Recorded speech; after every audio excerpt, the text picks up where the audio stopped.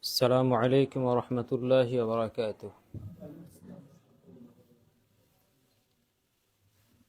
إن الحمد لله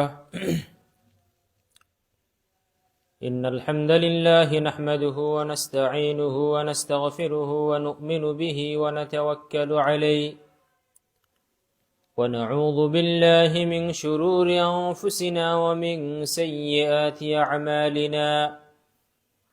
من يهده الله فلا مضل له ومن يضلله فلا هادي له.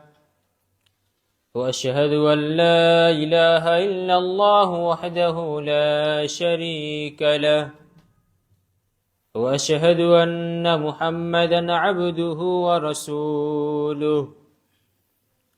أعوذ بالله من الشيطان الرجيم. بسم الله الرحمن الرحيم.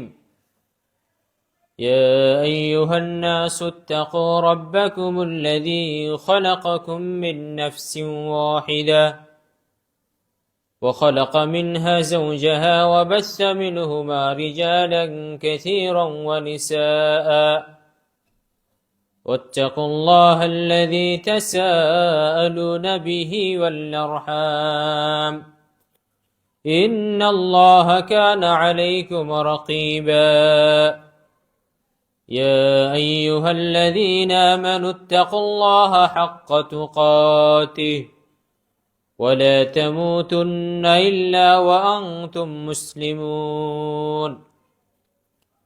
يا أيها الذين آمنوا اتقوا الله وقولوا قولا سديدا يصلح لكم أعمالكم ويغفر لكم ذنوبكم ومن يطع الله ورسوله فقد فاز فوزا عظيما. أما بعد فإن خير الحديث كتاب الله وخير الهدي هدي محمد صلى الله عليه وسلم وشر الأمور محدثاتها وكل محدثة بدعة وكل بدعة ضلالة وكل ضلالة في النار. أعوذ بالله من الشيطان الرجيم. شهر رمضان الذي أنزل فيه القرآن. وقال النبي صلى الله عليه وسلم القرآن حجة لك أو عليك. আলহামদুলিল্লাহ, শুরুতে আল্লাহর প্রশংসা জ্ঞাপন করছি, যার অশেষ মেহেরবানিতে আমরা আজকের এই হালাকায় উপস্থিত হতে পেরেছি, তাই তার প্রশংসা জ্ঞাপন করছি আলহামদুলিল্লাহ। দুরূদ ও সালাম বর্ষিত হোক শেষ নবী সৈয়দুল মুরসালিন খাতামুন নবীন মুহাম্মদ সাল্লাল্লাহু আলাইহি ওয়াসাল্লাম উপর। আল্লাহুম্মা সাল্লি আলাইহি আল্লাহুম্মা বারিক আলাইহি। সম্মানিত উপস্থিতি, আমরা সবাই অবগত আছি যে আর মোটামুটি কাছাকাছি 1.5 মাস পরে আমাদের পবিত্র কোরআনের মাস রমজান মাস শুরু হচ্ছে। তো এই রমাদান মাস মূলত হচ্ছে একটা গুরুত্বপূর্ণ এবং কোরআনের মাস। আজকে আমরা আলোচনা করব মুসলিম জীবনে কোরআনের গুরুত্ব এবং তাৎপর্য নিয়ে।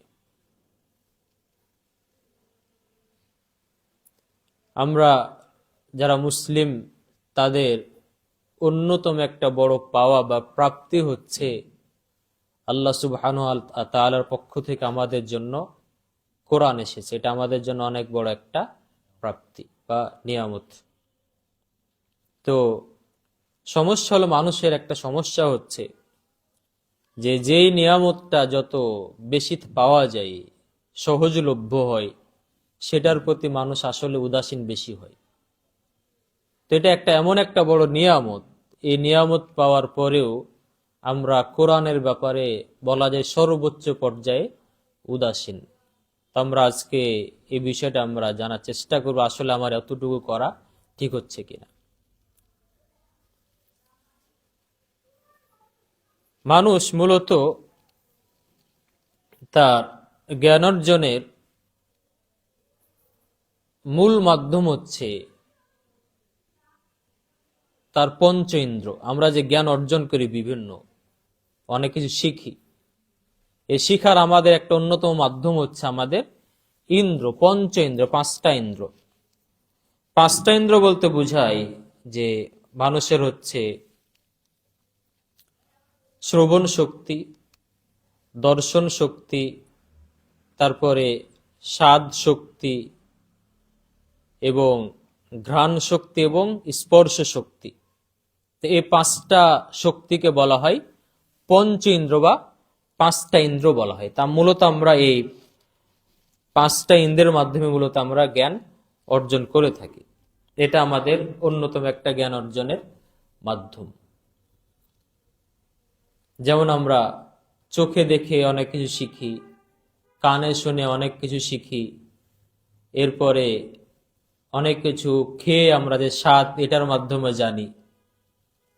তবে এই মাধ্যমটার একটা বড় দুর্বলতা হচ্ছে যে পঞ্চ ইন্দ্র আমাদের অনেক সময় ভুল তথ্য দেয়। অনেক সময় আমাদেরকে ভুল তথ্য বিশ্বাস করতে সে বাধ্য করে। যেমন আমরা চোখের কথা বলি, আমাদের সব থেকে একটা বড় মাধ্যম জ্ঞান অর্জনের চোখ। আপনি যখন কোনো চলন্ত গাড়িতে যাবেন বা আমরা যখন চলন্ত গাড়িতে উঠি, তখন আমাদের চোখ বলে তুমি বিশ্বাস করো যে পাশের যে গাড়িগুলো আছে বা গাছগুলো আছে বা বাড়ি ঘরগুলো আছে এগুলো চলতেছে। এটা আমাকে চোখ বিশ্বাস করতে বলে। মানে বলে যেন মনে হয় আমাদের কাছে গাড়ির সাথে সাথে যেন কি অপোজিট, উল্টো দিকে যেন সেগুলো চলছে। তাহলে এটা আমাদের ভুল তথ্য দিচ্ছে, আমাদের চোখ ভুল তথ্য দেয় অনেক সময়। এরপরে ধরেন স্বাদের কথাই বলেন, এটা আমাদের একটা জ্ঞান অর্জনের মাধ্যম। এই ইন্দ্র আমাদের অনেক সময় ভুল তথ্য দেয়। ধরেন আজকে আপনার জ্বর হয়েছে বা অন্য কোন অসুখ হয়েছে, ঠান্ডা লেগেছে, এ সময় অনেক সময় মিষ্টি জিনিসকে তিতা মনে হবে, তিতা জিনিসকে মিষ্টি মনে হবে। মানে স্বাদ, যেটা আমরা বলি স্বাদ বিকৃত হয়ে যাও। তাহলে এটা আমাদের কি করে, ভুল তথ্য অনেক সময় দেয়। এবার আমাদের যে পাঁচটা ইন্দ্র আছে, প্রত্যেকটা ইন্দ্র আমাদের অনেক সময় ভুল তথ্য দেয়। তার মানে হচ্ছে যে এই যে একটা মাধ্যম জ্ঞান অর্জনের, এই মাধ্যমটা আমাদের একদম পুরোপুরি শতভাগ নির্ভুল মাধ্যম নয়। এরপরে মানুষের কাছে বা মানুষের আরেকটা জ্ঞান অর্জনের মাধ্যম হলো তার বিবেক, মেধা। মানুষের বিবেকের মাধ্যমে মানুষ জ্ঞান অর্জন করে থাকে। যেন কথার কথা, আমি বা আমরা ধরেন কোন একটা জায়গায় দেখছি যে অনেক ধোঁয়া উঠতেছে, তখন এটা আমরা, আমাদের আকল বিবেক বলবে যে তাহলে ওখানে আগুন লেগেছে। তাহলে এটাও কি হচ্ছে, এটা একটা আমাদের জ্ঞান অর্জনের মাধ্যম।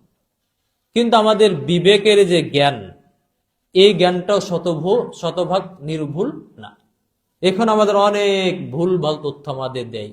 এই জ্ঞানের বা আমাদের বিবেকের ভুল জ্ঞান দেওয়ার কারণে আমাদের ভিতরে যত সব দ্বন্দ্ব লাগে, বেশিরভাগ দ্বন্দ্ব আমাদের মূলত আমাদের বিবেক আমাদের কি বলে, একজন বলে তার বিবেক বলে এটা ঠিক, তার বিবেক বলে আরেকটা ঠিক, যার ফলে আমাদের ভিতরে একটা বিভিন্ন মত পার্থক্য দেখা যায়।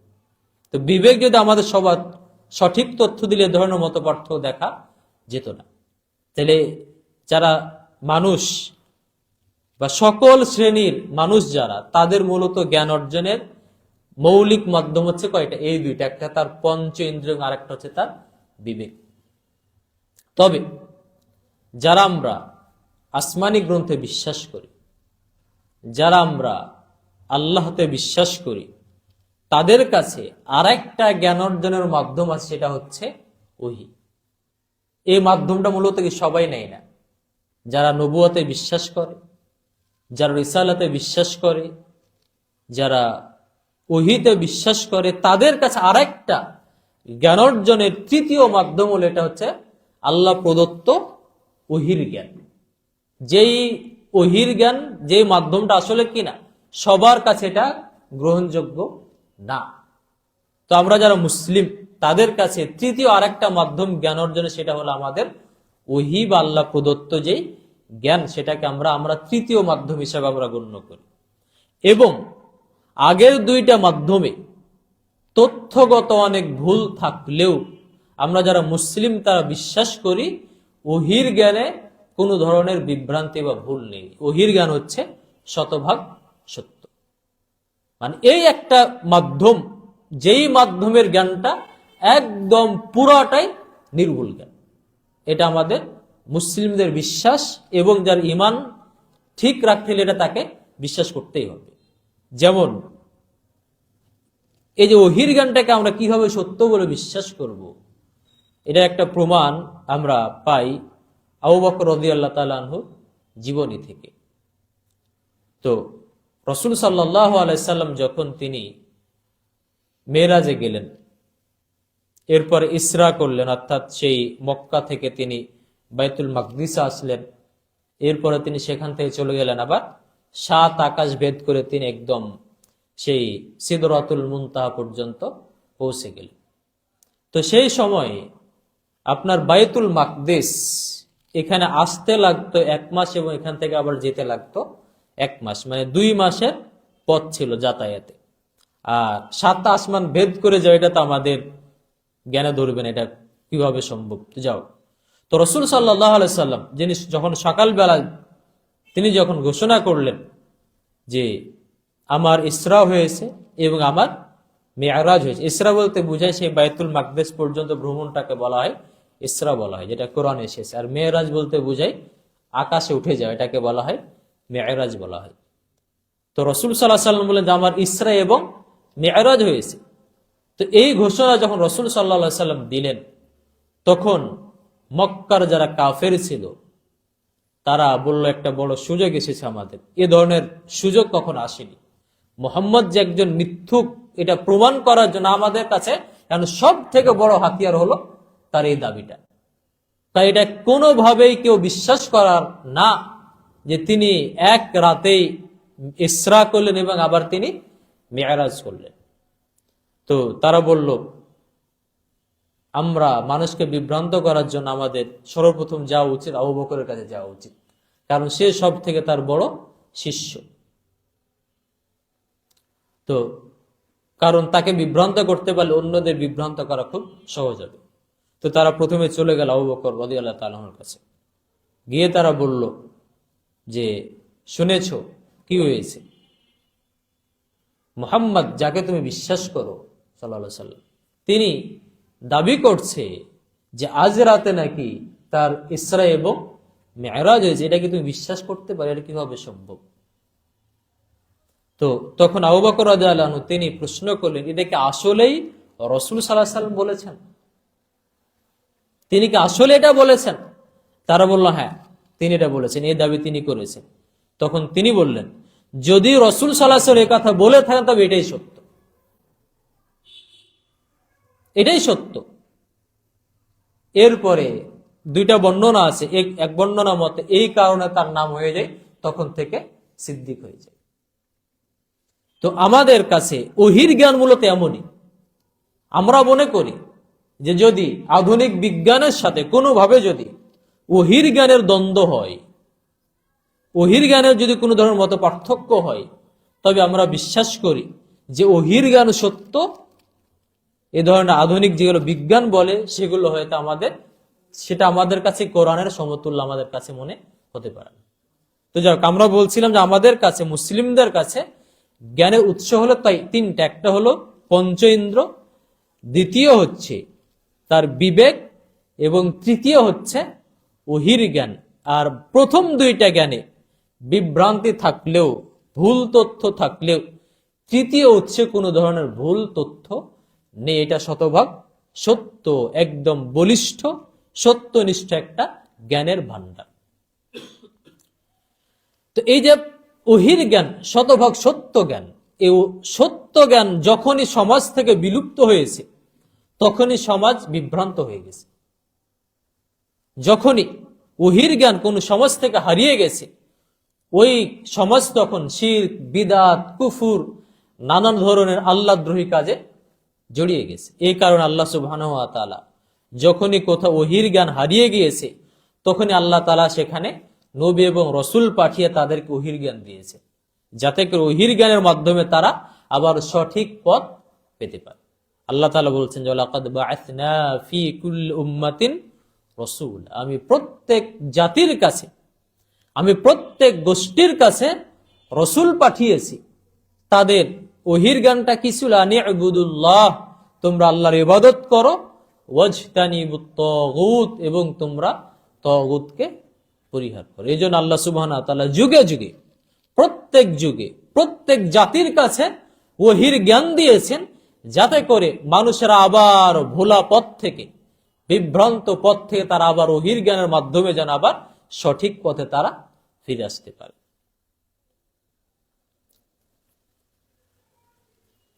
তো এই যে ওহির জ্ঞান আল্লাহ তাআলা প্রত্যেক যুগে পাঠিয়েছেন, এই যে ওহির জ্ঞানের সর্বশেষ যেটা অংশ, সেটা হলো আমাদের কাছে আল কোরআন। তাহলে এই যে প্রত্যেক যুগে যে আল্লাহ ওহির জ্ঞান পাঠালেন, এই ওহির জ্ঞানের সর্বশেষ যেটা ওহির জ্ঞান, সরাসরি ওহী আসলো, এটা হচ্ছে আমাদের কাছে আল কোরআন। এরপর আর ওহির জ্ঞান সরাসরি মানুষের কাছে আসবে না। আল্লাহ তাআলা ইলহাম করতে পারে যে কাউকে, কিন্তু কি আসবে না? ফেরেশতাদের মাধ্যমে আর ওহির জ্ঞান কারো কাছে আসবে না। তো এই ওহির জ্ঞান বা ওহী বা কোরআন, এটার মর্যাদা কেমন, আহলুস সুন্নাহ ওয়াল জামাতের একটা আকীদা দ্বারা আমরা এটা বুঝতে পারি যে পৃথিবীতে যত ধরনের জিনিস আছে সবগুলো মূলত মাখলুক বা সৃষ্টি, সবগুলো মূলত কি? সৃষ্টি। শুধুমাত্র আমাদের কাছে গায়ের মখলুক সৃষ্টি যেটা না, গায়ের মখলুক, এই গায়ের মখলুক একটা বস্তু হলো আল কোরআন। এটা হচ্ছে কি? গায়ের মখলুক, এটা সৃষ্টি কোনো বস্তু না। এই জন্য আমরা বলি, বা আহলুস সুন্নাহ ওয়াল জামাতের ফতোয়া হচ্ছে যে কোরআনের কসম করা জায়েজ, কোরআনের কসম করা জায়েজ। কারণ কোরআন আসলে কি না? মখলুক না। রাসূল সাল্লাল্লাহু আলাইহি ওয়াসাল্লাম বলেছেন, মান হালাফা বিগাইরিল্লাহ ফাকাদ আশরাকা, কেউ যদি আল্লাহ ছাড়া অন্য কোনো মখলুকের শপথ করে তবে সে শিরক করবে। আর যেহেতু কোরআন মখলুক না, এই জন্য কোরআনের শপথ করা জায়েজ। তবে এটা নিয়ে কিছু ইখতিলাফ আছে যে কোরআন যে আমাদের মুসহাফ আছে, যে কাগজে আমাদের মুসহাফ কপি থাকে, এই কপি ধরে শপথ করা যাবে কি, এটা নিয়ে আলেমদের মাঝে বড় পার্থক্য আছে, যে আমরা সেদিকে যাচ্ছি না। অনেকে বলেছে যে কি এটা ধরে যাবে না, কোরআন স্পর্শ করে যাবে না, শুধু কি বলতে পারবে আমি কোরআনের শপথ করছি। কিন্তু কোরআন যদি মুসহাফ যদি হাতে এভাবে ধরা আমি এই কোরআনের শপথ করি, তাহলে অনেকের মতে এটা কি হবে? এটা জায়েজ না। আবার কেউ কেউ বলেছেন না, এটা যদি তার যদি উদ্দেশ্য থাকে, পাতাগুলো উদ্দেশ্য না, তার উদ্দেশ্য কোনটা? সরাসরি কোরআনটা উদ্দেশ্য। যদি এই উদ্দেশ্য নিয়ে শপথ করে তবে এটা জায়েজ, আর যদি পাতাগুলো যদি উদ্দেশ্য থাকে তবে সেটা জায়েজ না। যাই হোক, এটা ভিন্ন মাসালা। তাহলে আমাদের কাছে মূলত আমরা কি বলতে যাচ্ছি, যে এই যে কোরআনের একটা মর্যাদা, এটা আমাদের বুঝার জন্য আমাদের সব থেকে একটা বড় মাধ্যম হলো, আমাদের কাছে একটা গায়ের মখলুক বস্তু আছে, সেটা হচ্ছে আল কোরআনুল কারীম। আল্লাহ তাআলা কোরআনের মর্যাদা কেমন তুলে ধরছেন, যে লাউ আনজালনা হাযাল কুরআন আলা জাবালিন লারাআইতাহু খাশিআম মুতাসাদ্দিয়াম মিন খাশিয়াতিল্লাহ, যদি আমি এই কোরআনকে নাজিল করতাম পাহাড়ের উপর, লারাআইতাহু খাশিআম মুতাসাদ্দিয়াম মিন খাশিয়াতিল্লাহ, তাহলে তুমি দেখতে কোরআন ভয়ে ভীতু হয়ে একদম ফেটে পড়ত।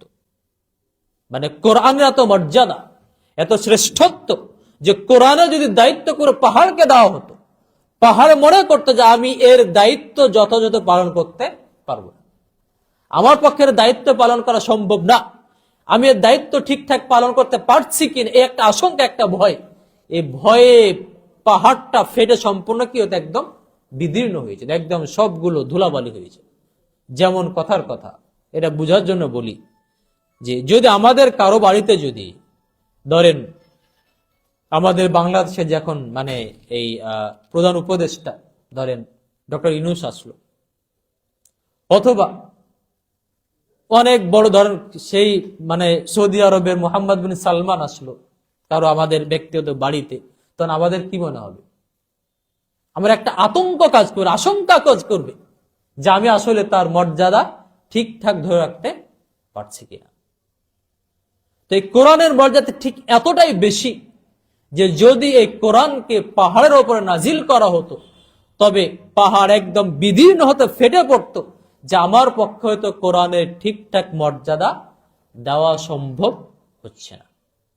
এখন আমাদের অবস্থা এতটাই সঙ্গীন যে আমাদের কাছে কোরআন নাজিল হয়েছে, আমরা ঠিকঠাক তার মর্যাদা দিতে পারছি না। এই জন্য আল্লাহ তাআলা আয়াতে শেষে বলেছেন যে যলুমান জাহুলা, মানুষ হচ্ছে জালেম এবং জাহিল। প্রত্যেকটা মানুষ জালেম এবং জাহেল। কারণটা কি? কারণ হচ্ছে জালেম বলতে বুঝায় যে কোন জিনিসটাকে তার যথাযথ জায়গায় না রেখে অন্য জায়গায় রাখাটাকে বলা হবে কি? জুলুম বলা হয়। কথার কথায় এটা হলো আমার ধরেন মাইক্রোফোন, এটা মুখে দেওয়ার জিনিস, এখানে লাগানোর জিনিস, আমি যদি এখানে রেখে দিই তাহলে এটা কি হবে? এটা হবে জুলুম হবে। তো মানুষ হচ্ছে আল্লাহ জালেম, কারণ হচ্ছে কোরআনে যতটুকু মর্যাদা দেওয়া দরকার, যতটুকু তার সম্মান করা দরকার, আসলে কি মানুষ তার ততটুকু সম্মান করে না। এরপর হচ্ছে জাহুলা, তার হচ্ছে সবাই জাহেল, অজ্ঞতায় পরিপূর্ণ। কোরআনের তার মর্যাদা জানে না, যতটুকু সম্মান দেওয়া দরকার এই সম্মান তাদের ভিতরে দেওয়ার সেই যে জ্ঞান, সেই জ্ঞানটুকু নেই। এই জন্য আল্লাহ বলেছেন তারা হচ্ছে জালিম এবং জাহিল। এরপরে অন্য আয়াতে আল্লাহ তাআলা বলছেন যে ওয়ালাউ আন্না কুরআনান সুইরাত বিহিল জিবাল, যদি এই কোরআনের মাধ্যমে পাহাড়কে পরিচালনা করা হতো তাহলে পাহাড় পরিচালিত হতো। যদি কোরআনকে বলা হতো যে তুমি কোনো পাহাড়কে কি বলো চলো, তাহলে পাহাড় চলতে শুরু করত। আও কুত্তিআত বিহিল আরদু, অথবা কোরআনের মাধ্যমে যদি জমিনকে বলা হতো তুমি বিভিন্ন খাল বিল হয়ে যাও, সমুদ্র হয়ে যাও, নদী নালা হয়ে যাও, তাহলে এই কথা বলার সাথে সাথে এই ধরনের গোটা জমিন পৃথিবী সে কি করতো? নদী নালা, খাল বিল, পাহাড় পর্বত যা কিছু বলতো সবকিছু সে হয়ে যেত। এরপরে বলছেন আও কুল্লিমা বিহিল মাউতা, অথবা কোরআনের মাধ্যমে যদি কোনো মৃত প্রাণীকে বলা হতো তুমি কথা বলো, তাহলে কথা বলতে শুরু করত। কোরআনের মজা তার এতটাই বুঝে, কোরআনের সম্মান তার এতটাই জানে যে একটা যদি এ ধরনের যেটা আমরা বলি মৃত, যেটাকে আমরা জড় পদার্থ সেই পাহাড় বলি, এই জড় পদার্থ পাহাড়কে যদি বলা হতো, কোরআন যদি বলতো এই তুমি চলো, তাহলে সে কি কোনো কথা না বলে সে সরাসরি চলা শুরু করত। এরপর বলছে যে জমিনকে বলতো পাহাড়, বা যদি জমিনকে কোরআন বলতো তুমি অমুক হয়ে যাও, তাহলে সাথে সাথে সে অমুক জিনিস হয়ে যেত। এরপর যদি মৃত প্রাণীকে বলতো তুমি এই জীবিত এই কথা বলা শুরু করো, তাহলে কথা বলা শুরু করতো। এতটুক মর্যাদা কারা দেয়? মানুষ ব্যতীত অন্যান্য মাখলুক এতটুক কোরআনের মর্যাদা বুঝে, কিন্তু আমরা কোরআনের মর্যাদা কতটুক বুঝি? আমাদের প্রত্যেকের ঘরে ঘরে হয়তো কোরআন আছে, কিন্তু কোরআনটাকে আমরা কি একদম বেঁধে টেঁধে রেখে দিয়েছি। কোরআন আমাদের ঘরে কথা বলতে পারে না, এই শক্তি আমরা কোরআনকে দেই নেই। যদি কোরআন আমাদের বলেও এই কাজটা আমরা কি তার ঠিক বিপরীত করি। তো হচ্ছে আমাদের কোরআনের প্রতি আমাদের কতটুকু মর্যাদা থাকা দরকার, এটা আল্লাহ তাআলা কোরআনে বলছেন। বিভিন্ন যেটা আমরা জড় পদার্থ বলছি, এই জড় পদার্থের উদাহরণ দিয়ে আল্লাহ তাআলা আমাদের জানাচ্ছেন, বলছেন যে দেখো কোরআনের মর্যাদা তারা কেমন দেয়, আর তোমরা কোরআনের মর্যাদা ঠিক কেমন দিচ্ছ। এরপরে কোরআনের মর্যাদা কতটুকু? কোরআন একটা বলা হয় এটা এমন একটা জিনিস যে কোরআনের স্পর্শ যেখানে লেগেছে সেই জিনিসটাই সর্বোচ্চ মর্যাদায় পৌঁছে গেছে। যেখানেই কোরআন স্পর্শ করেছে, যেখানেই কোরআন ছোঁয়া দিয়েছে, টাচ করেছে, সেই জিনিসটা কি সর্বোচ্চ মর্যাদায় চলে গেছে। যেমন আল্লাহ তাআলা বলছেন যে শাহরু রমাদান আল্লাযী উনজিলা ফীহিল কোরআন, রমাজান মাস, আল্লাহ তাআলা রমজান মাসের মর্যাদা বর্ণনা করছেন। এটা হচ্ছে রমজান মাস। কোন মাস? যেই মাসে কোরআন নাজিল হয়েছে। মানে যে রমজান মাস 12 মাসের মধ্যে শ্রেষ্ঠ মাস, এই শ্রেষ্ঠ মাসে পরিণত হওয়ার কারণ হলো যে আল্লাহ তাআলা এই মাসে কোরআনকে নাজিল করেছে। কোরআনের ছোঁয়া লেগেছে। কোরআনের ছোঁয়া না লাগলে রমজান মাস অন্যান্য মাসের মধ্যে একটা কি সাধারণ মাস হিসাবে থাকতো। তো এই কোরআনের নাজিলের কারণে, কোরআন অবতীর্ণ হওয়ার কারণে এই রমজান মাস 11 মাসকে টপকিয়ে সে সর্বশ্রেষ্ঠ মাসে পরিণত হয়েছে। এরপরে আল্লাহ তাআলা বলছেন যে ইন্না আনজালনাহু ফি লাইলাতিল কদর, আমি কোরআনকে নাজিল করেছি কদরের রাত্রে।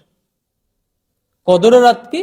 খায়রুম মিন আলফি শাহর, এটা হচ্ছে 1000 মাসের থেকে উত্তম মাস। তাহলে 1000 মাসের থেকে উত্তম মাস কেন হলো? মানে এই একটা রাত 1000 মাসের থেকে কি হয়েছে? উত্তম রাতে পরিণত। মানে এটাকে 80, মানে কি বছরের অধিক। 1000 মাস মানে কত? 80 বছরের অধিক। তাহলে এই যে এত একটা, মানে এই একটা রাত্রে কেউ যদি ইবাদত করে, তবে ওই একজন ব্যক্তি 80 বছর অধিক যে ইবাদত করে যে নেকিটা অর্জন করে, যে ফজিলত অর্জন করে, এই একটা রাতে ইবাদত করার কারণে কি হয়েছে? সেই নেকিটা সে পেয়ে যায়। তো এটা কেন? এটা এই জন্য যে এই রাত্রে কোরআন নাজিল হয়েছে। তাহলে কোরআন নাজিল হওয়ার কারণে একটা সাধারণ রাত, এই সাধারণ রাত পরিণত হলো 1000 মাসের থেকে উত্তম রাতে পরিণত হয়েছে, শুধুমাত্র কোরআনের ছোঁয়া লাগার কারণে। এরপর আমরা সবাই বিশ্বাস করি যে রাসূল সাল্লাল্লাহু আলাইহি ওয়াসাল্লাম হলেন সর্বশ্রেষ্ঠ মাখলুক। মানে যত মাখলুক আছে, মানে আল্লাহ তো খালেক, আল্লাহ ব্যতীত সবাই কি হচ্ছে? মাখলুক। তো যত মাখলুক আছে, এই মাখলুকের মধ্যে সর্বশ্রেষ্ঠ মাখলুক হচ্ছেন কে? মুহাম্মদ সাল্লাল্লাহু আলাইহি সাল্লাম। এই যে মুহাম্মদ সাল্লাল্লাহু আলাইহি সাল্লাম, রাসূল সাল্লাল্লাহু আলাইহি সাল্লাম, তিনি সব থেকে শ্রেষ্ঠ মাখলুকে পরিণত হলেন। এই সব থেকে শ্রেষ্ঠ মাখলুকে পরিণত হওয়ার কারণ কি? তার উপরে কোরআন নাজিল হয়েছে। বুঝা গেছে? তো যদি তার উপরে কোরআন নাজিল না হতো তাহলে কি হতো না? তিনি শ্রেষ্ঠ মানুষ, এই শ্রেষ্ঠ মাখলুকে পরিণত হতেন না। এরপরে বলা হয় উম্মতে মুহাম্মাদীকে শ্রেষ্ঠ উম্মত বলা হয়। সর্বশ্রেষ্ঠ জাতি কারা? উম্মতে মুহাম্মদ। এটা কেন? এদের মাঝে আল্লাহ তাআলা কোরআন নাজিল করেছেন। এরপর রাসূল সাল্লাল্লাহু আলাইহি ওয়াসাল্লাম বলেছেন খায়রুকুম মান তাআল্লামাল কুরআনা ওয়া আল্লামা, তোমাদের ভিতরে শ্রেষ্ঠ উম্মার ভিতরে আবার শ্রেষ্ঠ ব্যক্তি তারাই যাদের ভিতরে কোরআনের জ্ঞান ঢুকেছে এবং এই জ্ঞানটা যারা কি করে? অন্যদের মাঝে বিতরণ করে। তাহলে এই যে আমরা বলছি কোরআন এমন একটা বস্তু, এই কোরআনের ছোঁয়া যেখানেই লাগে সেটা কি হয়ে যায়? সাধারণ শ্রেষ্ঠ না, এটা বরং কি হয়ে যায়? একদম সর্বশ্রেষ্ঠ বস্তুতে পরিণত হয়। এটা হচ্ছে একমাত্র ক্ষমতা কার? কোরআনের ক্ষমতা। বুঝা গেছে? এই জন্য আমাদের এটা মনে রাখা উচিত, যখন আমি কোরআন শিখবো, কোরআন তেলাওয়াত করব, তখন আমার ভিতরে এটা অনুধাবন করা উচিত আমি এখন কি চলে গেছি? শ্রেষ্ঠ মানুষে আমি অন্তর্ভুক্ত হয়ে যাচ্ছি। এটা আমাদের তখন কি করতে হবে? আমাদের ভিতরে এই একটা বিশ্বাস আমাদের তৈরি করতে হবে।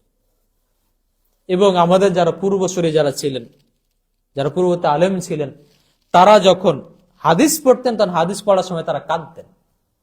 কাঁদার কারণ কি ছিল? তারা বলতেন যে আমার মতো একজন পাপিষ্ঠ, একজন নগণ্য মানুষের মুখ দিয়ে রাসূল সাল্লাল্লাহু আলাইহি সাল্লামের সেই কথাটা উচ্চারণ হচ্ছে যেই কথাটা তার মুখ দিয়ে বের হয়েছিল। তো শ্রেষ্ঠ মুখ দিয়ে যেই কথাটা বের হয়েছিল, আমার মুখ দিয়ে কি হচ্ছে? সেই কথাটা বের হতে পারছে। এটা আমার জন্য একটা কি অনেক বড় প্রাপ্তি, অনেক বড় একটা নিয়ামত। এই চিন্তা করে তারা আনন্দে কি করতেন? এটা তারা কেঁদে ফেলতেন। আর আমাদের আহলুস সুন্নাহ জামাতের বিশ্বাস হচ্ছে যে কোরআন একদম সূরা ফাতিহার প্রথম আয়াত থেকে নিয়ে সূরা নাসের একদম কি সর্বশেষ আয়াত।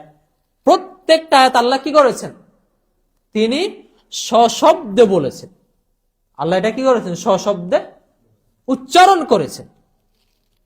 তাহলে এটা আমাদের কেমন একটা চিন্তা আসা উচিত যে আমার মুখ দিয়ে আমি একজন মখলুক, সাধারণ মখলুক, বরং একদম কি নিম্ন মানের বলা আমাদের যে আমলের অবস্থা, পাপিষ্ঠ মখলুক, এই পাপিষ্ঠ মখলুকের মুখ দিয়ে সেই কথাটা উচ্চারণ হচ্ছে, যেই কথাটা আল্লাহ তাআলা কি করেছেন, উচ্চারণ করেছেন। তাহলে এটা আমাদের কেমন চিন্তা থাকা উচিত, কেমন একটা আমাদের অবস্থা উচিত, এটা আমাদের একটু কি করা উচিত, চিন্তা করা উচিত।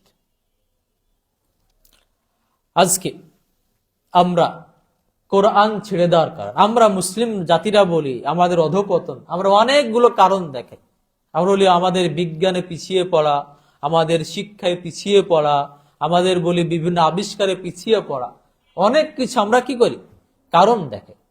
আমরা বলো যেগুলো কারণ আছে ঠিক আছে, তবে সব থেকে আমাদের বড় কারণ হলো, মুসলিম জাতির অধঃপতনের সব থেকে বড় কারণ হলো কি, আমরা কোরআন থেকে দূরে চলে গেছি। কারণ আমরা বললাম যে এই যে কর্ডোবা বলেন, সেই যে আমরা কুরতুবীর নাম শুনছি না, তাফসিরে কুরতুবী, কর্ডোবা। এই কর্ডোবা মূলত একসময় কাদের অধীনে ছিল, মুসলিমদের অধীনে ছিল। এবং এই কর্ডোবাকে বলা হয় আধুনিক যে বিজ্ঞান, এই বিজ্ঞানের মূল কেন্দ্র ছিল কোনটা, স্পেন। সেই কর্ডোবা স্পেন।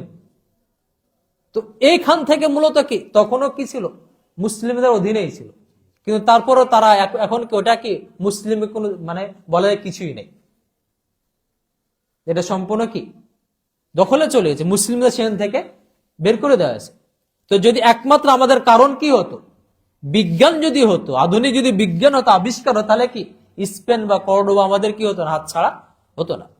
তো যাক, আমরা এটা কারণ, অবশ্যই কারণ, তবে আমাদের মূল কারণ কোনটা, আমাদের কোরআন থেকে পিছিয়ে যাওয়া। রাসূল সাল্লাল্লাহু আলাইহি ওয়াসাল্লাম একটা হাদিসে বলছেন যে তোমরা যখন ইনা পদ্ধতি গ্রহণ করো, ইনা হচ্ছে একটা মানে ব্যবসায়ী পদ্ধতি, সুদ ভিত্তিক একটা কি লেনদেন, যখন তোমরা কি করো এ ধরনের সুদে জড়িয়ে পড়বে, এরপরে দুনিয়া নিয়ে ব্যস্ত হয়ে পড়বে, এবং যখন তোমরা দিন থেকে সরে যাবে, সাল্লাল্লাহু আলাইকুম যুল্লা, আল্লাহ তাআলা তোমাদের উপরে অপমান, অধঃপতন চাপিয়ে দিবে, জোর করে চাপিয়ে দিবে।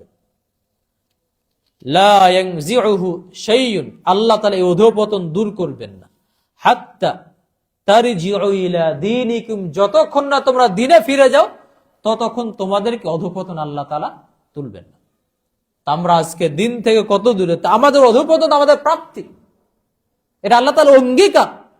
যদি তোমরা দিন থেকে সরে যাও, যদি তোমরা কোরআন থেকে সরে যাও, তাহলে তোমাদের অধিকার হচ্ছে, আমার অঙ্গীকার হচ্ছে যে আমি মুসলিম জাতি, আমার যত ইবাদত করো কেন অন্য কোনো মাধ্যমে, আমি কি করব না, তোমাদের আমি সম্মানিত করব না, তোমাদের উপর অধঃপতন চাপিয়ে দেটাকে আমার অঙ্গীকার।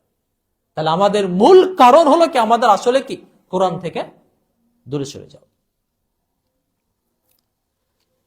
কোরআন সম্পর্কে আল্লাহ তাআলা একটা আয়াতে বলছেন যে ওয়াকাযালিকা আওহাইনা ইলাইকা রূহাম মিন আমরিনা, আমি তোমার কাছে ওহী করেছি রূহাম মিন আমরিনা, আমার পক্ষ থেকে রূহ, আমার পক্ষ থেকে রূহ। আমরা জানি যে মানুষকে মানুষ ততক্ষণ বলা হয় যতক্ষণ তার ভিতরে রূহ থাকে। রূহ বের হয়ে গেলে তাকে আর কি মানুষ বলা হয় না, তাকে মৃত বলা হয়। এরপরে কিছুক্ষণ পরে তাকে মাটির নিচে রেখে চলে আসে। তাহলে মানুষের যে মূল মর্যাদা, এটা কিসের ভিত্তিতে, রূহের ভিত্তিতে। তো আল্লাহ বলছেন যে আমি তোমার উপরে নাজিল করেছি রূহ, মানে কোরআনকে এখানে আল্লাহ তাআলা কি বলছে, রূহ বলেছেন।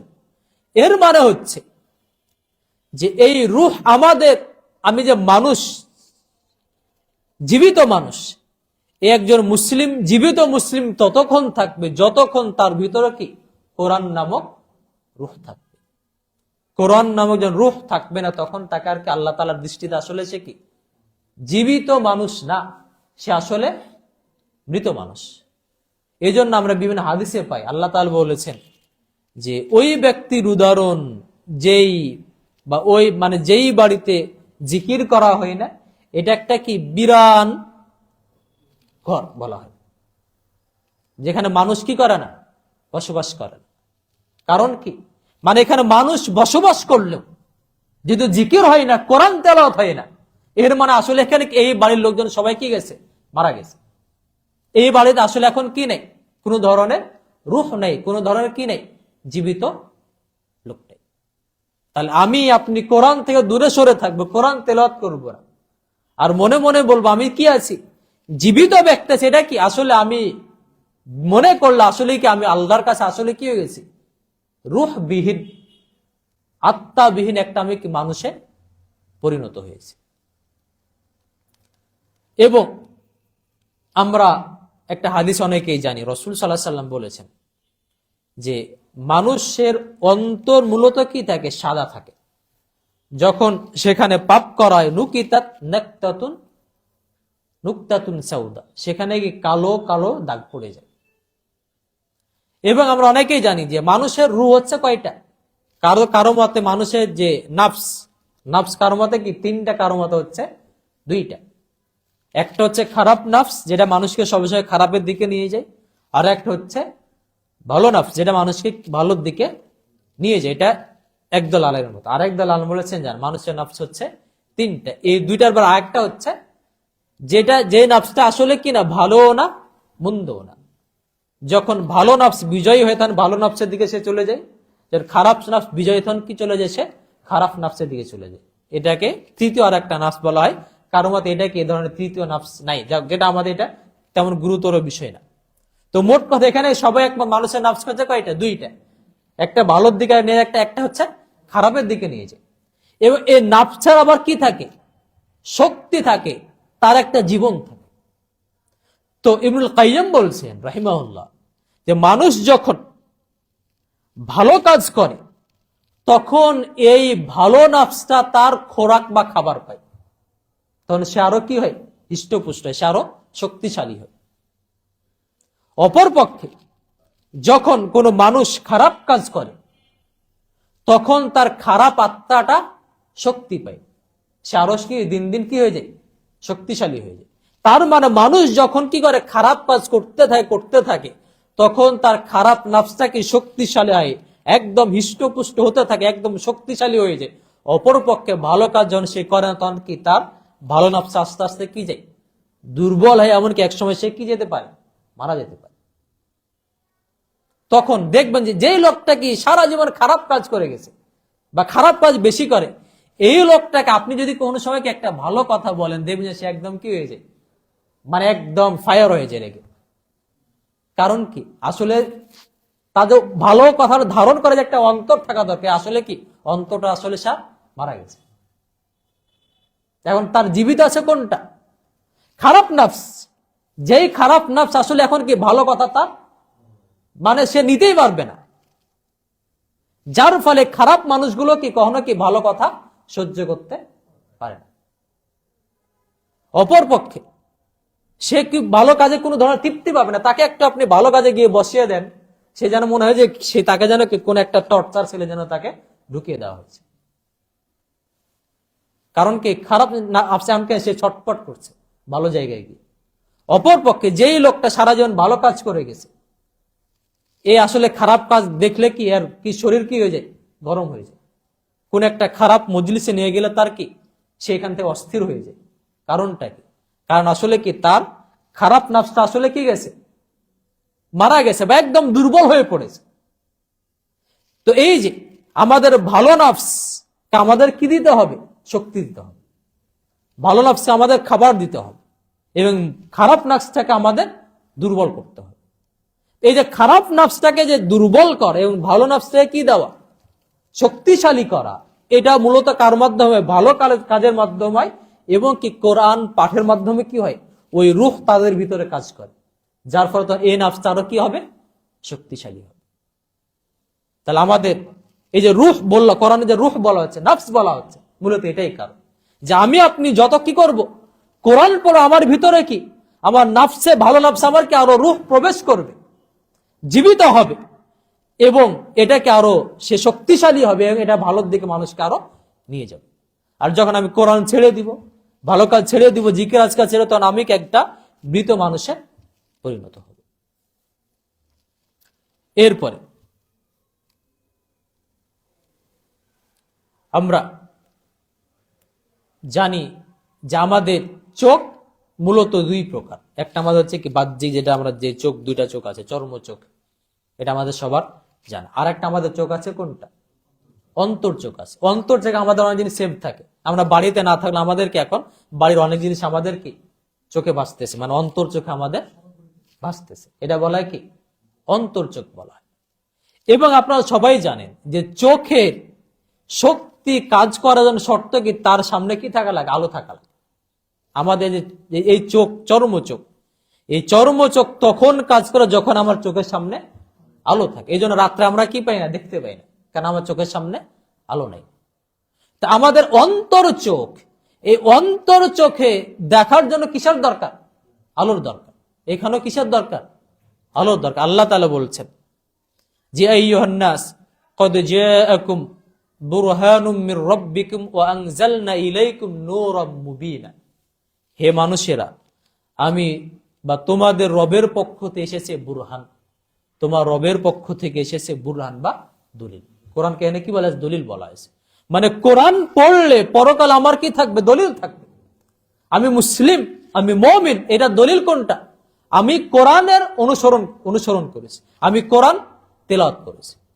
আর আমার দলিল থাকবে না যদি আমি কোরআনের অনুসরণ না করি, কোরআন তেলাওয়াত না করি। এরপরে বলছেন আমি তোমাদের কাছে নাজিল করেছি নূরম মুবিনা, স্পষ্ট আলো, লাইট। এই লাইটের কাজ কি করবে? এটা অন্তর চোখের লাইট, আলো। মানে অন্তর চোখ, এই চোখটা যদি কি ভালোর পথে দেখাতে হলে এই অন্তর আমাদের কি, আমাদের মূলত কি এই যে মানে আমাদের চর্ম চোখ, এটা আসলে কি হেদায়েতের তেমন কাজ করে না। আমাদের হেদায়েতের কাজ আসলে কোথায়? অন্তরে। অন্তর আল্লাহ তাআলা বিভিন্ন জায়গায় বলেছেন যে আমি তাদের অন্তরে কি লাগিয়ে দিয়েছি, মূল লাগিয়ে, কারণ তখন আর কি হয় না, ঈমান ঢুকে না। মানে তার এখানে কি লাইট কাজ বন্ধ হয়ে গেছে। সহজ কথা কি, আল্লাহ তাআলা এই চোখটাই কি করেছেন? বন্ধ করে দিয়েছে। এই যে আমাদের অন্তরগুলো, যারা মুসলিম তাদের অন্তরটা এখনো কি আছে? চোখটা কি আছে? অন্ধ না। যে ঈমান রয়েছে তার চোখ আসলে কেনা অন্ধ না। এখন এই চোখটাকে অন্ধকার রাখা যাবে না। এই চোখটাকে কি দিতে হবে? আলো দিতে হবে। এই আলোর কাজ করে কোনটা? কোরআন। আল্লাহ তাআলা কোরআনকে বলেছেন নূর, আলো বলেছেন। এই জন্য যদি আমরা আমাদের হেদায়েত পথটাকে আরো সহজ করতে চাই, হেদায়েত পথ আরো চলতে চাই, সঠিক পথটাকে ভালোভাবে বুঝতে চাই, জানতে চাই, তাহলে আমাদের নিতে হবে কার আলো নিতে হবে? এই ধরনের হাজার পাওয়ারের কি ওয়াটের বাটি দেওয়া কাজ হবে না। অন্তর চোখ, এটা আমাদের লাগবে কোরআনের কি লাগবে? আলো লাগবে। এই জন্য যত কোরআন পড়ব আমার অন্তর চোখ তত বেশি আরো হেদায়েতের পথ দেখতে পাবে, কোনটা সঠিক কোনটা বলে সেটা বেশি নির্ধারণ করতে পারবে। এরপরে আল্লাহ তাআলা অন্য একটা আয়াতে বলেছেন ইয়া আইয়ুহান নাস ক্বাদ জাআতকুম মাউইদাতুম মির রাব্বিকুম ওয়া শিফাউন লিমা ফিস সুদুর ওয়া হুদান ওয়া রাহমাতাল লিল মুমিনিন। হে মানুষেরা, তোমাদের কাছে এসেছে মাউইদাতুম মির রাব্বিকুম, তোমাদের রবের পক্ষ থেকে ওয়াজ। আল্লাহ বলছেন হে মানুষেরা তোমরা শুনে রেখো, তোমাদের কাছে এসেছে তোমাদের রবের পক্ষ থেকে ওয়াজ। এরপরে শিফা, আরোগ্য তোমাদের অন্তরের ব্যাধি এসেছে কি? তোমাদের অন্তরের রোগের শিফা, আরোগ্য এসেছে। এবং হেদায়েত এসেছে কি? রহমত এসেছে। তিনটা, এখানে আল্লাহ তাআলা কোরআনকে তিনটা গুণে গুণান্বিত করে, চারটা গুণে গুণান্বিত করেছে। প্রথমটা হচ্ছে মাউইদা, ওয়াজ। ওয়াজ প্রথমে কেন ওয়াজ বলা হচ্ছে? একটা মানুষকে যখন আপনি ভালোর দিকে ডাকবেন তখন প্রথমে তার অন্তরটা কি করতে হয়? নরম করতে হয়। বুঝা গেছে? আপনি যে আমরা অনেক সময় চাষাবাদ করি না, চাষাবাদ করতে হলে কি করা লাগে? আগে হাল দেওয়া লাগে, বুঝা গেছে? নাঙ্গল দেওয়া লাগে। কারণ এই জমিনটারে কি করতে হয়? নাঙ্গল দিয়ে নরম করতে হয়। এমনি আপনি বীজ ফেলে দিলে এই বীজ কাজ দিবে না। আমাদের অন্তরটা কি দরকার? নরম করতে হবে। কারণ অন্তর কি হয়? অনেক সময় শক্ত হয়েছে। আল্লাহ একাই অন্য আয়াতে বলছেন যে সুম্মা কসাত কুলুবুকুম মিন বাদি যালিক, তাদের অন্তর শক্ত হয়ে গেছে এরপরে, কাল হিজারা, পাথরের মতো। আল্লাহ বলছেন মানুষের অন্তর কি হয়ে যায়, কখনো পাথরের মতো শক্ত হয়ে যায়, আশাদ্দু কাসওয়া, অথবা কি পাথরের থেকে আরো বেশি কি হয়ে যায়, শক্ত হয়ে যায়। পাথরকে আল্লাহ বলছেন যে ওয়াইন্না মিনাল হিজার লামা ইয়াতাফাজ্জারু মিনহুল আনহার, মানে পাথর অনেক সময় নরম হয়ে কি হয়, তার মধ্য থেকে ঝর্ণা প্রবাহিত হয়। কিন্তু কিছু মানুষের অন্তর এমন হয় যে কি পাথরের থেকে আরো বেশি কি হয়েছে, শক্ত হয়ে গেছে। মানে আমরা বলে কি আর দিলে কি নেই, কোনো দয়া মায়া নেই, মানে এই কোনো দিন মানে কোনো ভয় কি হবে না। একে আপনি যতই ভালোর কথা বলেন, এটা কি করবে না, আপনি একটা পাথরে যদি একটা হাতুড় মারেন কি করবে, হাতুড় ফেরত চলে আসবে। বুঝা গেছে? তো এই কথাটা কি করবে, একটা হাতুড় মারলে কি এটা মানে ফেরত চলে আসবে, আবার ওদিকে আবার লাফ দিয়ে চলে আসবে। তো এই যে আপনি একে যতই ভালো কথা বলেন কি হবেন, এই মূলত এর ভিতরে খারাপ মানে ভালো জিনিস ঢুকবে না। তো এটাকে আগে কি করতে হবে, নরম করতে হবে। তো আল্লাহ বলছে কি, যেটা এটা হচ্ছে ওয়াজ, মানে কোরআন যদি কেউ পড়ে তাহলে কি তার অন্তর কি হবে, নরম হবে।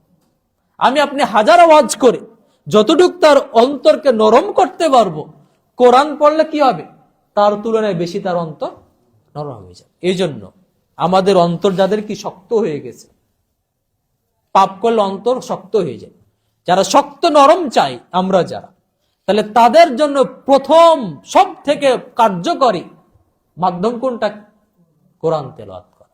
অন্য ওয়াজ আপনি শুনেন না শুনেন, এটা কি এখানে আসেন না আসেন সেটা ব্যাপার না, আপনি কি করেন, কোরআন পড়েন, আপনার বেশি অন্তর নরম হবে। তাহলে সব থেকে বড় ওয়াজ, সব থেকে বড় নসিহত কোনটা, কোরআন তেলাওয়াত করা।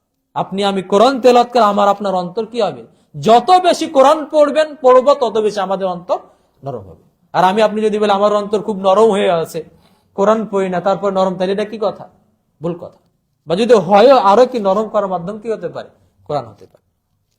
এরপরে বলছেন ওয়াশিফাউন লিমা ফিস সুদুর, অন্তর নরম করার পরে অন্তরে যে ব্যাধিগুলো আছে এই ব্যাধিগুলোকে দূর করে কোরআন। অন্তরের অনেক ব্যাধি আছে, রোগ আছে, অসংখ্য অন্তরের কি আছে, রোগ আছে। অন্তর শক্ত, এটা কি অন্তরের রোগ।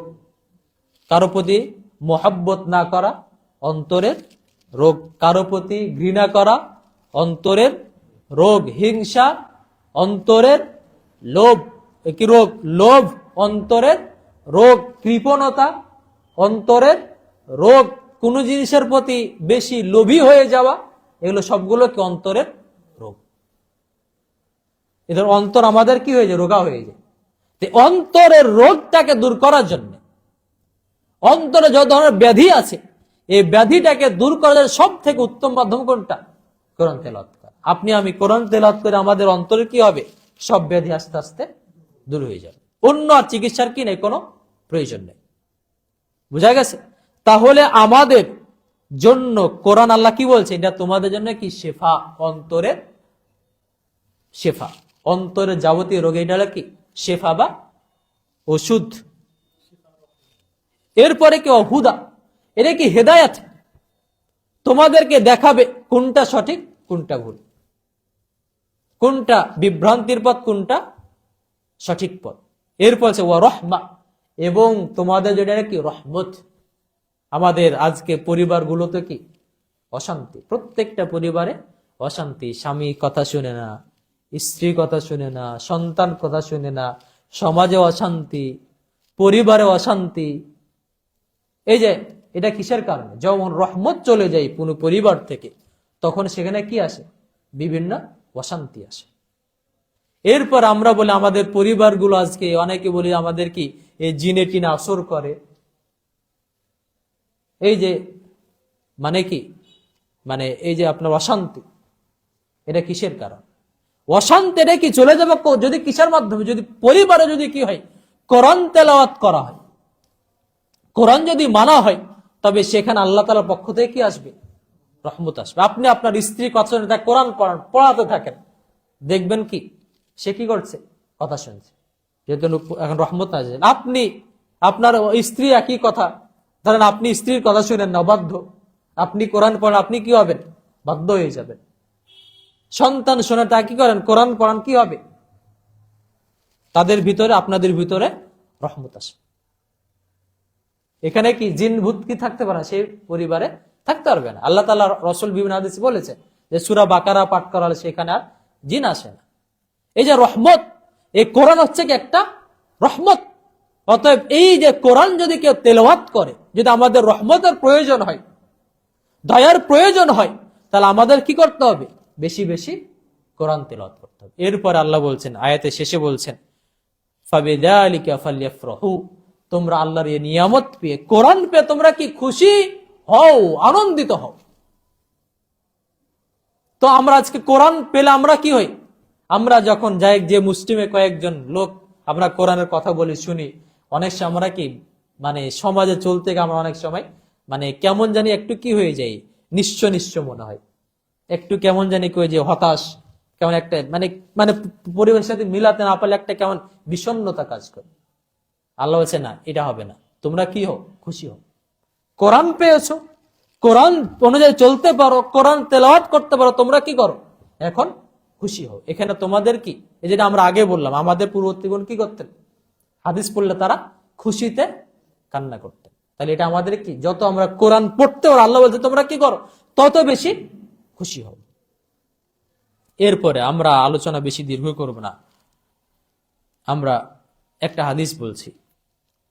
রাসূল সাল্লাল্লাহু আলাইহি ওয়াসাল্লাম বলছেন যে আল কোরআন শাফিউন মুশাফফাউন, কোরআন শাফাআতকারী হবে, ও মুশাফফা, এবং তার শাফাআত কবুল করা। ওয়া মাহিলুন মুসাদ্দাক, কোরআন বিতর্ক করা হবে, করবে, এবং তার বিতর্ক মেনে নেওয়া হবে। এখানে গুরুত্বপূর্ণ তথ্য হচ্ছে যে আমরা যা জানি কি পরকালে অনেকে কি করতে পারবে? শাফাআত করতে পারবে। অনেক জিনিস, যেমন রসুলগণ করবেন, মুহাম্মদ সাল্লাল্লাহু আলাইহি ওয়াসাল্লাম করবেন, এরপরে সিয়াম করবে, বা ওই যে নবী, সিদ্দিক, এরা অনেকে কি করবে? ফেরেশতারা, এরাও শাফাআত করবে। তবে কোরআনের শাফাআত এবং অন্যান্য শাফাআতের মধ্যে পার্থক্য হচ্ছে যে অন্য যত জিনিস আছে যারাই শাফাআত করবে, শাফাআতের আগে আল্লাহর কাছে অনুমতি চাইবে, আল্লাহ আমাকে অনুমতি দেওয়া হোক, আমি শাফাআত করতে চাই। মান যাল্লাযী ইয়াশফাউ ইনদাহু ইল্লা বিইذনি, অনুমতি ছাড়া সুপারিশ করতে পারবে না। কারণ এরা হচ্ছে কি, সবাই কি মাখলুক, সবাই হচ্ছে মাখলুক। কিন্তু কোরআন, এর জন্য কি লাগবে না? অনুমতি লাগবে না, কারণ এটা হচ্ছে কি গায়র মাখলুক, এটা হচ্ছে কি গায়র মাখলুক। তার এখানে কি কোন ধরনের কি ছাড়াই, অনুমতি নেওয়া ছাড়াই কি করবে? আল্লাহর কাছে কোরআন শাফাআত করবে। এরপর হচ্ছে মাহিল মুসাদ্দাক, কোরআন আল্লাহর সাথে কি করবে? তর্ক করবে। অন্য মাখলুক কি করবে না? শাফাআত করার সময় তর্ক করবে না, আল্লাহর সাথে কি করবে না? মানে বাক বিতণ্ডটায় জড়াবে না। সর্বোচ্চ আমরা এই যে ছোট বাচ্চা একটা আছে, ছোট বাচ্চা মারা গেলে কি, এখানে আমরা কি সর্বোচ্চ যে একটা শাফাতের হাদিস আছে, যে বাচ্চাগুলো মারা যায় বালেগ হওয়ার আগে, পরকালে যখন তার পিতা মাতাকে যদি জাহান্নামে দেওয়া হয়, তখন আঁচল বা কি ওই কাপড় ধরে ধরে থাকবে, এবং ওই বাচ্চাগুলো বলবো, আল্লাহ যদি আমার পিতা মাতাকে জাহান্নামে দিতে হয়, তাহলে আমাকে সহ কি দাও? জাহান্নামে দাও। তখন আল্লাহ বলবে, না, তুমি তো জাহান্নামের উপযুক্ত না, তুমি তো জান্নাতের উপযুক্ত। আর ঠিক আছে, তাহলে তোমার কারণে কি করো? তোমার পিতা মাতাকে জাহান্নাম থেকে বাঁচিয়ে দেওয়া হবে। তাহলে এখানে কি করেনি? বিতর্ক করেনি। এখানে কি ছিল? একটা আবেদন ছিল যে আল্লাহ, আমি আমার পিতা মাতা ছাড়া কি জান্নাতে যেতে চাই না। এটা কি একটা বিশেষ কি ছিল? আবেদন ছিল। কিন্তু কোরআন কি করবে? কোরআন আল্লাহর কাছে বাক বিতণ্ডটা করবে, আল্লাহ আমাকে সে পড়েছিল, আমাকে সে মেরেছিল, একে জান্নাতে দিতেই হবে। মুসাদ্দাক, এবং আল্লাহ তাআলা কি করবেন? তার তর্কটা মেনে নেবেন। ঠিক আছে, তুমি যেহেতু বলছো, কি ঠিক আছে, তুমি একে কোথায় নিয়ে চলে যাও? জান্নাতে নিয়ে চলে যাও। এরপরে রাসূল সাল্লাল্লাহু আলাইহি ওয়াসাল্লাম বলছেন, মান জাআলাহু আমামাহু, যে ব্যক্তি কোরআনকে তার সামনে রাখবে, কাদাহু ইলাল জান্নাহ, কোরআন তাকে জান্নাতের দিকে নিয়ে যাবে। কাদা, এখানে আদেশ শব্দ হচ্ছে কাদা ইয়াকুদু, কাদা বলতে বুঝাই কাউকে ভালোবেসে মুহাব্বত করে যদি সামনের দিকে নিয়ে যায় একে বলা হয় কাদা ইয়াকুদ। মানে যে ব্যক্তি কোরআনকে মানবে, কোরআনকে সামনে রাখবে, কোরআন তাকে ভালোবেসে যত্ন করে তাকে নিয়ে যাবে কোন দিকে নিয়ে যাবে? জান্নাতের দিকে নিয়ে যাবে। এরপরে বলছেন ওমান জাআলাহু খালফা যহরিহি, কোরআন যে ব্যক্তি কোরআনকে পিছনে রাখবে, কোরআনের কথা মানবে না, কোরআন তেলাওয়াত করবে না, কোরআন শুনবে না, কোরআন পাঠ করবে না, সাকাহু ইলান নার, কোরআন তাকে জোর করে জাহান্নাম নিয়ে যাবে। সাকা বলতে বুঝাই আমরা যে অনেক সময় দেখি না গরু, অনেক যে রাখাল গরু নিয়ে যাই, গরুগুলোর কি করে যেমন একটু ডান বামে হলে পিটিয়ে পিটিয়ে নিয়ে যায়, একে বলা হয় সাকা বলা, একে বলে আরবিতে সাকা। তো আল্লাহ বলছে রসুল কি বলে, রসুল সাল্লাম বলছেন যে কোরআন যদি কেউ পিছনে নিয়ে যায়, অন্য কোনো মাধ্যমে যদি কি জান্নাতের দিকে যেতেও চাই, তাহলে তার পক্ষে কি সম্ভব না, তাকে কোরআন কি করে একদম পিটিয়ে কোথায় নিয়ে যাবে? জাহান্নামের দিকে তাকে নিয়ে যাবে। এটা কোরআন ছেড়ে দেওয়ার কি ফল, কুফল, পরিণাম। এরপরে আরেকটা হাদিস বলি, রাসূল সাল্লাল্লাহু আলাইহি ওয়াসাল্লাম বলেছেন সব থেকে আমাদের জন্য ভয়ানক হাদিস, আল কোরআন হুজ্জাতুন লাক আও আলাইকা, কোরআন হয় তোমার পক্ষে অথবা বিপক্ষে থাকবে। কোরআন অনুযায়ী কাজ করলে কি হবে? পক্ষে হবে। কোরআন অনুযায়ী কি কাজ না করলে বিপক্ষে হবে। কোরআন বর্জন করলে কি হবে? বিপক্ষে হবে। এবং আমরা বললাম যে পরকালে কি করবে? তর্ক করবে এবং তার তর্ক মেনে নেওয়া হবে, আল্লাহ মেনে নিবেন। অতএব যদি কোরআন যদি পরকালে কারো বিপক্ষে চলে যায়, যদি বলে যে না একে কোথায় নিয়ে যেতে হবে, একে জান্নাত যেতে পারবে না, এ জাহান্নামে যাবে, তাহলে কারো পক্ষে কি সম্ভব না। কারণ আল্লাহ তাআলা কোরআনের কথা কি করবেন? মেনে নেবেন। এবং কোরআন বর্জন করা, এটা কোরআন বর্জন করার কি এটা হচ্ছে কুফল। কোরআন বর্জন, ইবনুল কাইয়িম কোরআন বর্জন অনেকগুলো তিনি বিশ্লেষণ করে কোরআন কিভাবে বর্জন হয়। তিনি বলেছেন কোরআন বর্জন হয়, কোরআনের বিধান না মানলে এটা কি হয়? কোরআনকে বর্জন হয়। কোরআন না শিখলে কি হয়? কোরআন বর্জন হয়। কোরআন তেলাওয়াত না করলে কোরআন বর্জন হয়। কোরআন তেলাওয়াত হলে সেখানে কি হট্টগোল করা, না শুনে কি হয়? কোরআনে এগুলো কোরআনকে বর্জন করা। তো এই যে বর্জন, কেউ যদি কোরআনকে কি করে? বর্জন করে, তবে কি হবে? কোরআন তাকে নিয়ে চলে যাবে জাহান্নামে, নিয়ে চলবে, সুপারিশ করবে তার বিপক্ষে, যে জান্নাত দিতে পারবে না, এই জাহান্নামে যাবে, সে চলে যাবে জাহান্নামে চলে যাবে। এখন আমরা চিন্তা করি যে আসলে আমরা কোরআনের ব্যাপারে কতটা যত্নবান, কোরআনকে আমরা কতটা গুরুত্ব দেই। আমরা তো দুনিয়া সব একদম কি তছনছ করে ফেলেছি, এই সেই কত কিছু না করলাম, কিন্তু হতভাগা আমরা আজকে মুসলিম যারা বাংলাদেশের কথাই বলি, কোরআন তেলাওয়াত করতে পারে কতজন? 50, মানে কি 50 ভাগ হবে না, আরো কম, 50 ভাগ হবে না। তো কোরআনটা শিখতে আসলে কতদিন লাগে? কতদিন লাগবে কোরআনটা শিখতে? সর্বোচ্চ কি 1 ঘন্টা সময় দিলে কি 2 মাসে, সর্বোচ্চ 60 দিন, তার আরো হয়তো কম লাগবে। তাহলে এই যে বলেন যে এই যেই মানুষটা গোটা জীবনটা পার করে দিল একদম হন্য হয়ে ছুটতে ছুটতে দুনিয়ার পিছনে, অথচ এই লোকটা তার এই 60 বছরের জীবন থেকে 60টা ঘন্টা কি দিতে পারে না, কোরআন শিখার পিছনে ব্যয় করতে পারে। তাহলে আপনি বা আমি বলি, তাহলে কোরআন কিভাবে আমার বা আপনার পক্ষে থাকতে পারে? আল্লাহ তাআলা অফুরন্ত সময় দিলেন, এই সময় থেকে আমি আপনি কোরআনের জন্য কি করলাম না, 60টা ঘন্টা বের করলাম না। তাহলে এর থেকে হতভাগা আর কে হতে পারে? মুসলিম হয়ে সব থেকে বড় প্রাপ্তি পেয়েও যদি অবহেলা, এতটা অবহেলা করে, তাহলে কি কোরআন তার পক্ষে কিভাবে থাকতে পারে? এরপর যারা আমরা কোরআন পড়তে পারি, যেই শতাংশ, যেই কিছু লোকজন, এরা আবার কয়জন নিয়মিত আমরা কোরআন পড়ি? কয়জন, কতজন আমরা নিয়মিত কোরআন পড়ি? আমরা সকালবেলা ফজরের পরে কি আমরা 5 মিনিট কোরআন পড়তে পারতাম না? 5 মিনিট কত, 10 মিনিট তো আমাদের সম্ভব। আমরা ঘুম থেকে যেহেতু আমরা কি ফেসবুক স্ক্রল করি, আপনি করেন, স্ক্রল করেন, আর 10টা মিনিট পরে করেন। আপনি এশার পরে, মাগরিবের পরে কি একটু 5টা মিনিট 10টা মিনিট কোরআনটা পড়েন, পরিবারের সদস্যকে পড়ান। আপনি এই যে 24 ঘন্টার মধ্য থেকে আপনি 10, 15, 20 মিনিট আপনি কি করেন? কোরআনের পিছনে সময় দেন। আমাদের যারা পূর্ববর্তী আলেমগণ তারা বলেছেন যে একটা মানুষ কমপক্ষে 40 দিনের ভিতরে একবার কোরআনকে খতম দেওয়া উচিত। 40 দিনের মাঝে কি করে একবার কোরআন খতম দেওয়া উচিত। না, ওটা 7 দিন, ওটা 7 দিন আছে, 7 দিন কোরআন, যেটা কি 7 দিন 3 দিনও আছে, ওটা আরেকটা মাসালা, ওই মাসালার দিকে যাচ্ছি না। হ্যাঁ, ও হ্যাঁ হ্যাঁ হ্যাঁ, ওটাই বললাম যে আলমগণ কি বলেছেন যে 40 দিনের ভিতরে কি করা উচিত? একবার কোরআন খতম করা উচিত। তো আমরা কি আছে, আমরা 40 দিন নাও পারি, কমপক্ষে কি আমাদের তো কি 5 মাসে 2 মাসে 3-4 মাসে তো আমাদের কি করা উচিত?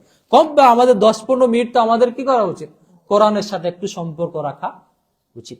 আমার মুসলিম হিসেবে এটা আমাদের কি, কোরআন আমাদের উপরে দাবি।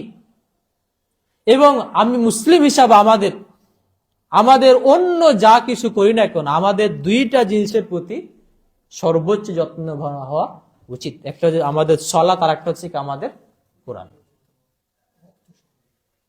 বুঝা গেছে? আমরা তো অন্য আছে আমল, আমাদের কি অন্যগুলো যদি কিছুটা কি হোক, অবহেলা হোক, আর বান্দার অধিকার তো এটা কোনোভাবে এটার কি নাই, বিকল্প ব্যবস্থা নেই। বান্দার অধিকার আমাদের কি অবশ্যই যত্নবান হতেই হবে। মানে বান্দার অধিকার বাদ দিয়ে যেন আল্লাহর অধিকার, আল্লাহর অধিকারের ভিতরে কি করা উচিত? আমাদের মুসলিম হিসাবে যদি আমি কি করতে পারি, কমপক্ষে আমার সালাতটাকে এবং কোরআনের যদি তেলাওয়াতটাকে আমি কি করতে পারি, ধরে রাখতে পারি, তাহলে আমি কি ব্যর্থ মুসলিমের কাতারে কি নাও পড়তে পারি। তারপর এটাকে আমি কিছুটা হলে আমি কি করতে পারি, আমি একজন সফল মুসলিম হিসাবে কি হতে পারবো, গণ্য হতে পারবো, যদি কি আমি এই 2টা জিনিসের প্রতি কি কিছুটা বা সর্বোচ্চ যত্নবান হই। তাহলে আমাদের মুসলিম হিসেবে কি অনেক দায়িত্ব তা আছেই। তবে আমাদের কি করা উচিত, বিশেষ করে সালাত এবং কোরআন, এই 2টা যদি আমি কি ধরে রাখতে পারি আমার জীবনে, তবে আমি কি আশা করা যে আল্লাহ তাআলা হয়তো কি এই 2টা আমলের কারণে হয়তো আল্লাহ তাআলা আমার নাজাতের ব্যবস্থা করতে পারে। তো যাও, তা আমরা রমজান মাস আসছে, আমরা আশা করি এখানে সবাই কোরআন তেলাওয়াত করতে পারে, আমাদের বিশ্বাস আছে। আমাদের পরিবারে আমাদের কি করি, পরিবারের প্রত্যেকটা সদস্যকে আমরা কোরআনটা শিক্ষা দিই। এটা আমার পরিবারের সদস্য হিসাবে এটা আমার কি একটা দায়িত্ব। আমি পিতা হিসাবে আমার দায়িত্ব, আমার কি থাকবে, স্ত্রী কি করবে, কোরআন পড়তে পারবে, আমার সন্তান কোরআন পড়তে পারবে, আমার পিতা মাতা কোরআন পড়তে পারবে। আমার এই দায়িত্বের প্রতি একটু যত্ন হওয়া উচিত। আমরা এই কোরআনের মাস, সামনের মাস আসছে, এই মাসটা যেন আমরা কি এই কোরআনের মাসটাকে আমরা যেন কোরআন মাস হিসাবে গ্রহণ করতে পারি, এবং আমরা যেন কোরআনের সাথে একটা সুসম্পর্ক তৈরি করতে পারি। আল্লাহ আমাদের সেই তৌফিক দান করেন, আমিন। এবং আমরা যেন কোরআনকে বর্জন করে হতভাগাদের কাতারে না যাই। আল্লাহ আমাদের এই হতভাগাদের কাতার থেকে বাঁচিয়ে রাখা তৌফিক দান করেন, আমিন।